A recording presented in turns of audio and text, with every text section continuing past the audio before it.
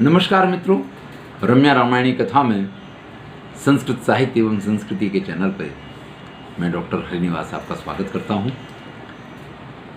रामचंद्र जी को हनुमान के जन्म की कथा सुनाई। आगे अगस्त्य मुनि कहते हैं, अथ ऋक्षर जसो नाम बाली सुग्रीवयोः पिता सर्वबानर राजासी तेजसा एव भास्कर। अब उस समय ऋक्षराज नाम के एक वानर श्रेष्ठ थे जो सभी वानरों के राजा थे, किष्किंधा में राज्य किया करते थे। और उनके दोनों पुत्र बाली और सुग्रीव थे। हनुमान की मित्रता आबाल्यम सख्यम अभवत अनिलस्या अग्निना यथा सुग्रीवेण समम तस्य अद्वैधम छिद्र वर्जितम। सुग्रीव के साथ हनुमान जी की बचपन से ही मित्रता हो गई, और मित्रता भी कैसी, जैसी अग्नि और पवन देव की मित्रता है। जैसी मित्रता अग्नि और पवन देव की है, उसी प्रकार की मित्रता लिखा है छिद्र वर्जितम, जिसमें किसी भी प्रकार की शंका या किसी भी प्रकार का स्वार्थ ना हो, इस प्रकार की इनकी सुग्रीव के साथ मित्रता थी। तो जब बाली ने सुग्रीव को निकाल दिया तो सुग्रीव घूमता रहा, उसके साथ ये भी घूमते रहे। आपका प्रश्न बराबर था, राम ने जो पिछले वीडियो में प्रश्न किया था उसकी बात कर रहे हैं कि आपने जो कहा था कि हनुमान जी ने क्यों बाली को नहीं मारा, तो उनको अपनी इन शक्तियों का याद नहीं था, इसलिए ये हमेशा सुग्रीव के साथ यहाँ से वहाँ घूमते रहे हैं। अब इस कथानक के बाद एक चर्चा और खड़ी हो जाती कि ऋक्षराज जो थे, जिनके ये दोनों पुत्र हैं, सुग्रीव और बाली या बाली और सुग्रीव, तो इनकी माता का क्या नाम था, ये प्रश्न पूछ लिया गया है। अब इस कथा प्रसंग को सुनाते हुए अगस्त्य मुनि कहते हैं, एक बार की बात है कि ब्रह्मा जी बैठे हुए थे, सुमेरु पर्वत की ही कथा है, और वहाँ पे मेरु पर्वत के ऊपर किसी कारण से उनकी आंख में आंसू आ गया, और उस आंसू को उन्होंने उंगली से पोंछ करके और ज़मीन पे जब छिड़का तो उसमें से एक वानर पैदा हो गया। अत्यंत तेजस्वी, अत्यंत पराक्रमी वो वानर था। जैसे ही ब्रह्मा जी ने उस वानर को देखा तो उससे कहा कि भाई तुम यहीं रहो, अपने फल फूल खाया करो, ऋषियों मुनियों के आश्रम में आराम से घूमो फिरो, और वो भी नित्य प्रति यहाँ वहाँ सब जगह घूम के और धीरे धीरे हृष्ट पुष्ट तंदुरुस्त नवयुवान हो गया। नित्य प्रति ब्रह्मा जी के फल फूल वगैरह लेके आता था। ब्रह्मा जी और उन्हीं के पुत्र के समान, पुत्र तो है ही है, उनके अंश से उत्पन्न है, चलिए एक नहीं दूसरी तरीके से। तो ब्रह्मा के तो सारे, कोई मानस पुत्र है, कोई अंगज पुत्र है, इसी प्रकार के सारे पुत्र हैं। अब ये अलग बात है कि आंसू से जन्मा हुआ पुत्र है। एक दिन की बात है कि सब कुछ खाने के बाद भी इनको जब पानी नहीं मिला है, तो ये ऋक्षराज जो वानर है वो पानी की तलाश में मेरु पर्वत के दूसरे हिस्से में पहुँच जाते हैं। वहाँ एक बहुत बढ़िया सरोवर इनको दिखाई देता है। अब उस सरोवर को देख करके जब वो पानी के लिए उसमें देखते हैं तो उनको अपने जैसी आकृति दिखाई देती है। देखिए, कुछ कथानक प्रक्षिप्त होते हैं, ये भी एक प्रक्षिप्त प्रकार का कथानक है।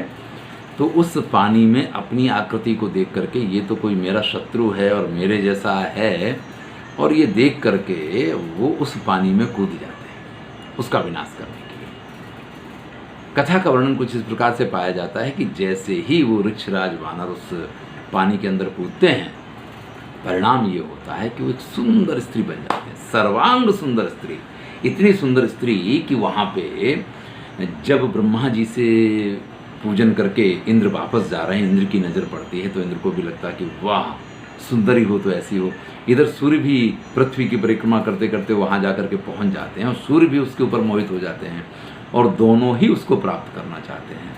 लेकिन जब तक उसके पास पहुँचें, उसके सौंदर्य से इतने वशीभूत हो गए ये लोग कि स्वयं पे काबू नहीं रख पाए हैं, और इंद्र के वीर्य का स्खलन हुआ है जो उस स्त्री के बालों के ऊपर पड़ा है, और उन बालों में से उस अमोघ वीर्य के द्वारा जिस पुत्र का जन्म हुआ उसको बाली, बाल में से उसका जन्म होने के कारण उसका नाम बाली पड़ा है। और सूर्य का जो वीर स्खलन हुआ है वो उस स्त्री के गले पे पड़ा है, और चूंकि उस स्त्री ने किसी भी बात का इन दोनों के सामने विरोध नहीं किया है, इसलिए जो ग्रीवा के साथ सुग्रीव, इसलिए सुंदर गर्दन से जिसका जन्म हुआ है, ऐसे इस बालक का नाम सुग्रीव हुआ। तो ये दोनों बाली और सुग्रीव के जन्म की कथा है।